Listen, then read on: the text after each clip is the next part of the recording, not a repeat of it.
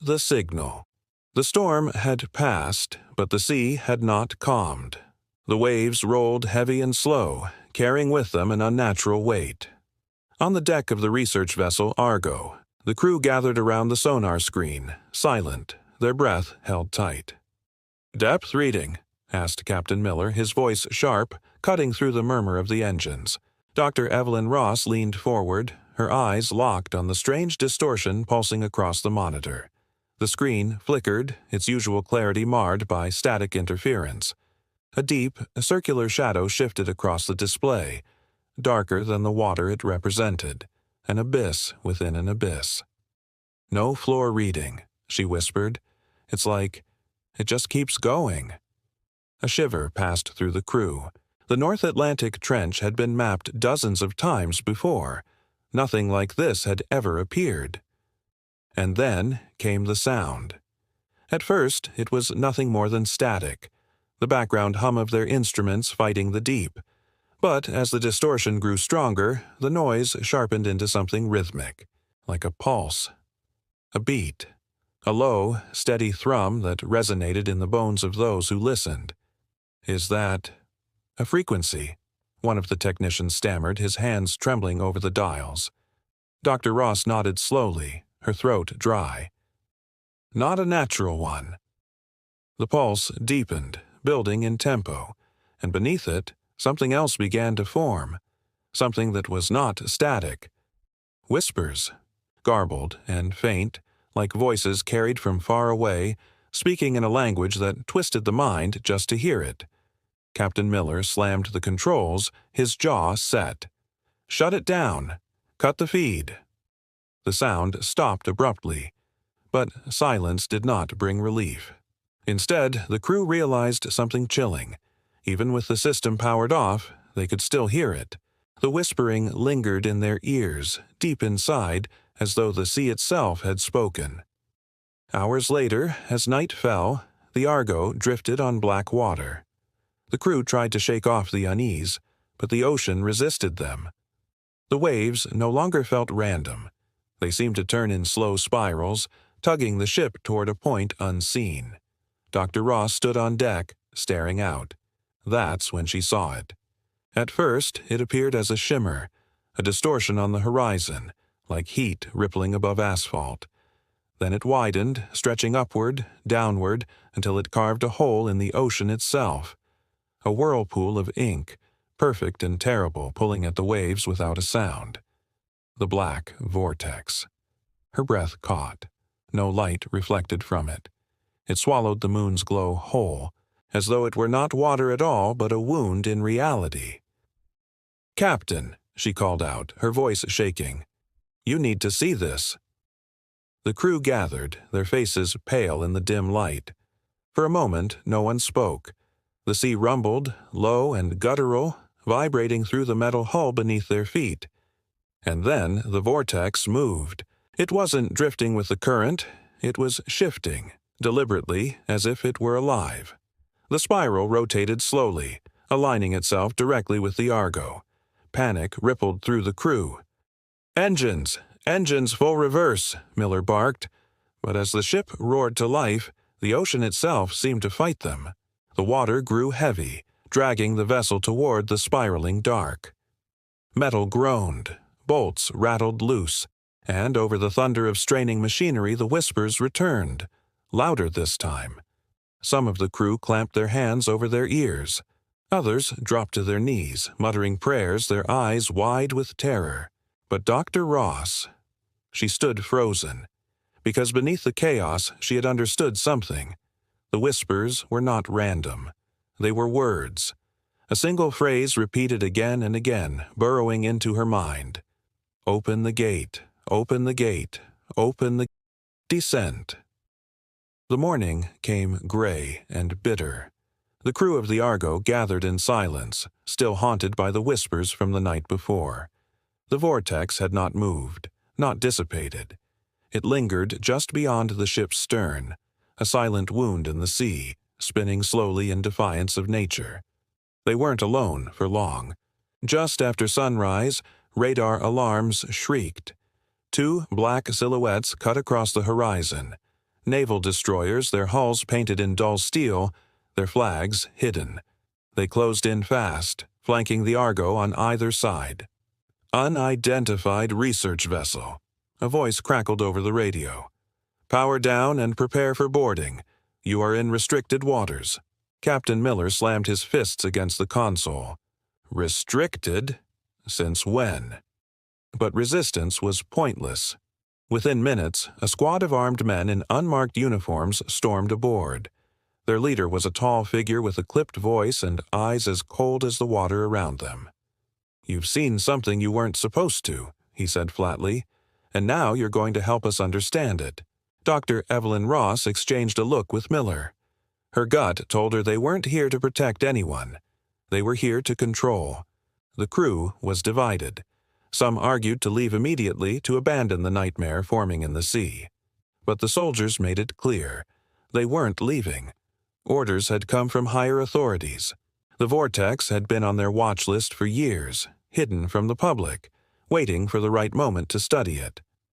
That moment was now. And Evelyn realized with a sinking heart that their discovery had been no accident. They had been allowed to find it. By afternoon, preparations were underway. A state-of-the-art submersible, sleek, black, bristling with experimental sensors, was lowered from the naval ship and tethered to the Argo's systems. Evelyn, Miller, and 2 soldiers were ordered to board. The hatch sealed with a hiss, and the descent began. At first, the dive was smooth. Sunlight filtered through the water, growing dimmer with each meter. The hum of the engines echoed in their ears. Evelyn tried to steady her breathing, but unease gnawed at her ribs. The deeper they went, the more the water seemed heavy, as though it resisted their passage. At 800 meters, the lights of the submersible caught something glinting in the dark. "Metal," one of the soldiers muttered. "Shipwreck." But it wasn't just a wreck, it was dozens. Rusted hulls twisted together, snapped masts jutting like bones from the seabed. Aircraft fuselages lay torn open, their wings bent at unnatural angles. Some were modern, others were impossibly old. Vessels that had vanished without a trace, scattered across decades, now gathered here in a graveyard that should not exist. "God," Miller breathed. "It's a mass grave." Evelyn's eyes locked on the sonar feed. The wreckage didn't just lie scattered randomly. It spiraled, circling around the black maw ahead like offerings to a god. The Black Vortex loomed in the distance. Even at this depth, it pulsed, massive and alive, drawing them closer. At 1,200 meters, the instruments began to fail. "Pressure reading's wrong," Evelyn said, tapping the screen. It's lower than it should be. Almost like the water density drops the closer we get." The pilot cursed under his breath, fighting the controls. "The compass is spinning.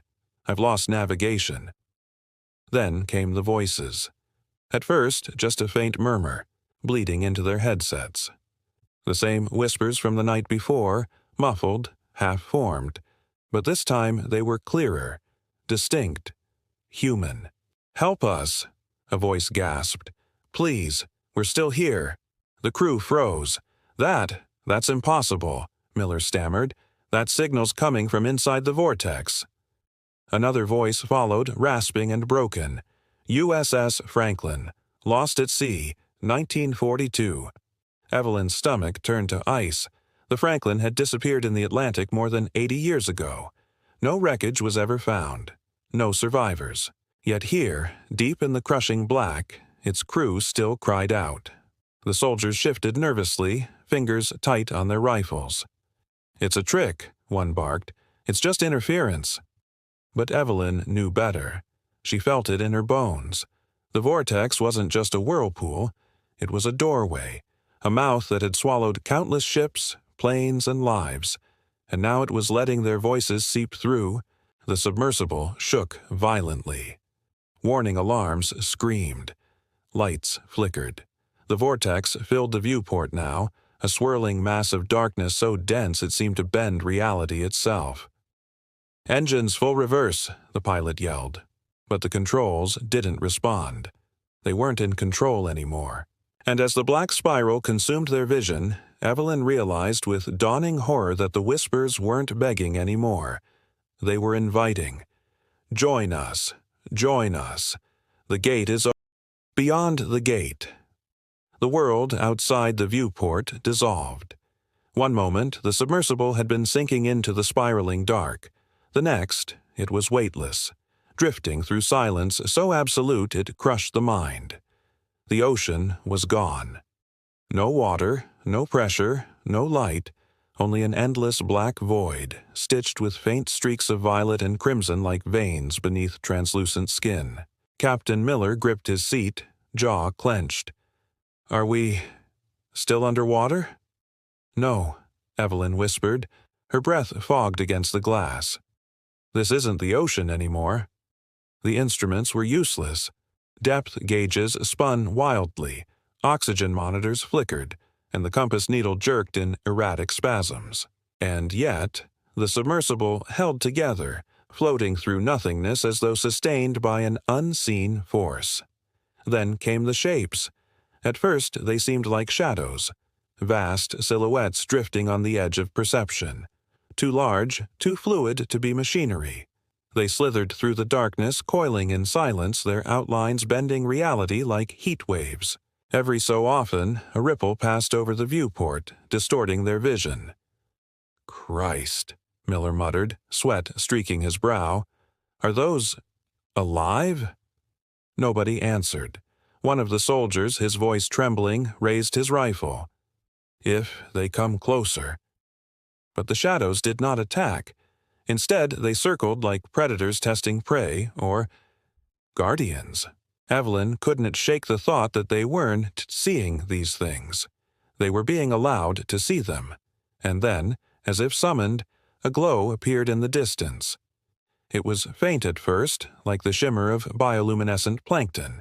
But as they drifted closer, the glow sharpened into geometry. Towers, bridges, vast structures of black stone, rising from an unseen floor, their surfaces etched with markings older than any human language. "A city," Evelyn breathed. "A city buried in the deep." The towers were impossibly tall, stretching into the void until they vanished. Some curved unnaturally, spiraling in patterns that hurt the eyes to follow.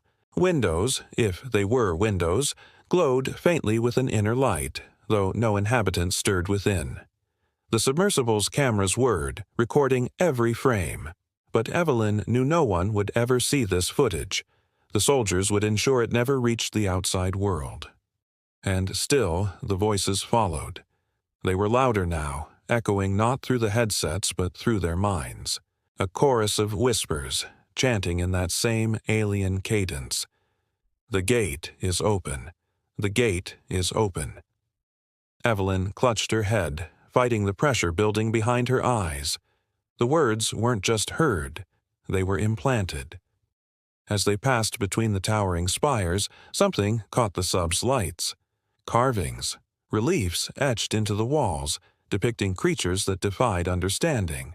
Some resembled men, others resembled beasts, but most were hybrids, twisted forms with elongated limbs, eyes too numerous, mouths where none should be. "They built this," Evelyn whispered, her voice shaking. "Or, they came from this." The soldier beside her scoffed nervously. "No, this is hell. We're in hell." The sub lurched violently. Alarms blared. A fissure of light split the void ahead, tearing open like a wound. On the other side, faint outlines flickered. Mountains, forests, skies unfamiliar. A world beyond this one. "It's not hell," Evelyn said, her voice barely audible. "It's a passage." But then came the scream. Not human. Not animal. Something colossal and broken. A sound that rattled their bones and made blood drip from their noses. One of the shadows peeled itself from the void, slamming against the submersible. Its body was endless, stretching beyond sight, lined with eyes that opened one by one. The soldiers panicked. One fired his rifle blindly, bullets ricocheting uselessly inside the cabin. The creature didn't flinch. It only pressed closer, its many eyes gazing directly into them, each one reflecting their deepest fears. Evelyn felt her sanity crack. She saw flashes, warships sinking, cities burning, humanity kneeling before the vortex. The future, perhaps, or a warning. "Don't look at it," Miller shouted, but it was too late. The other soldier screamed, clutching his face. His eyes bled as he convulsed, collapsing in the narrow cabin. And then, just as suddenly, the creature withdrew. The fissure of light ahead widened. The current, if it could be called that, pulled them closer. Evelyn felt both terror and awe battling in her chest. They weren't being destroyed. They were being guided toward the world beyond. The last thing Evelyn heard before the sub crossed the threshold was not the screams of her dying crewmate, not the alarms wailing, but the whispers, clearer than the world beyond. The world on the other side was not meant for human eyes. The submersible tumbled through the rift, metal groaning, alarms shrieking.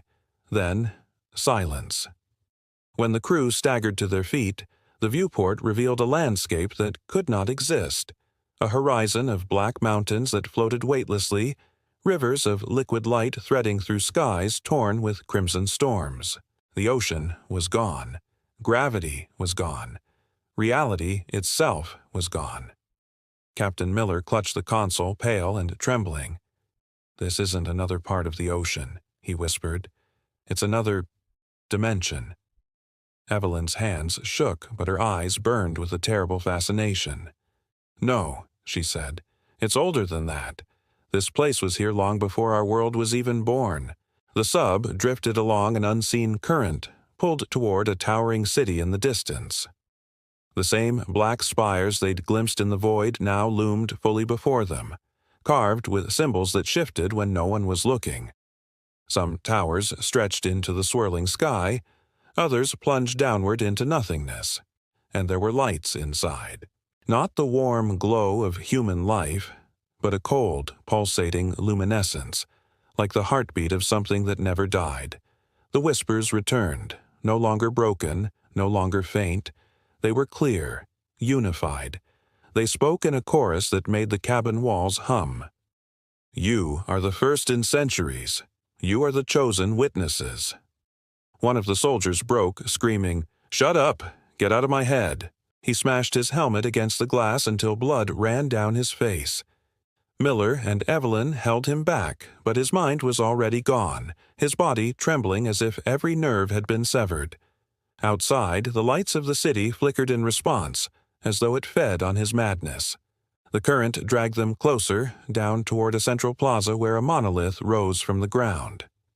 The stone pulsed with energy, covered in carvings of spirals that mirrored the vortex itself.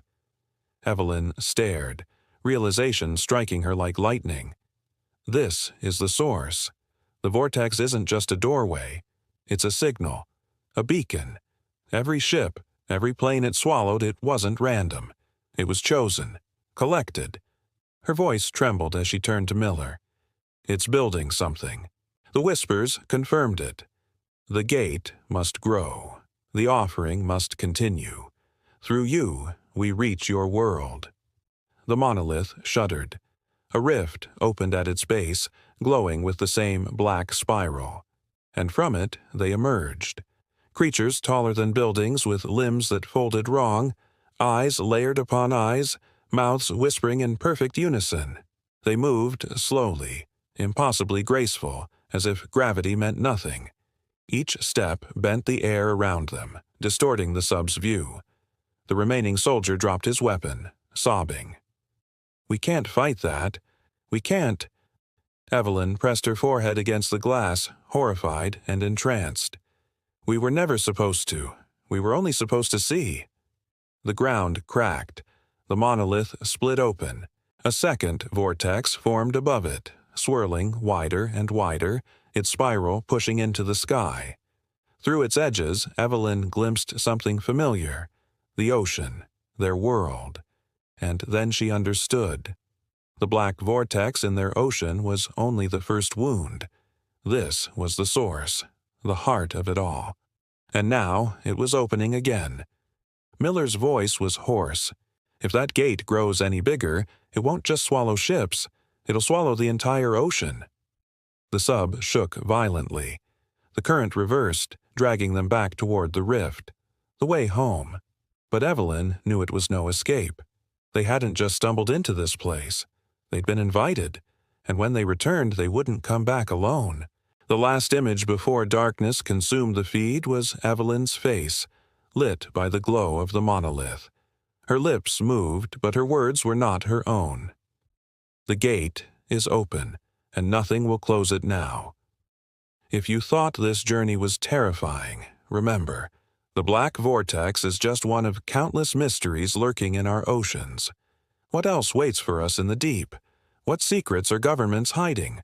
Subscribe to Terra Uncharted for more stories of lost worlds, forbidden history, and the unexplained. The ocean has many doors. Together, let's see what's waiting on the other side.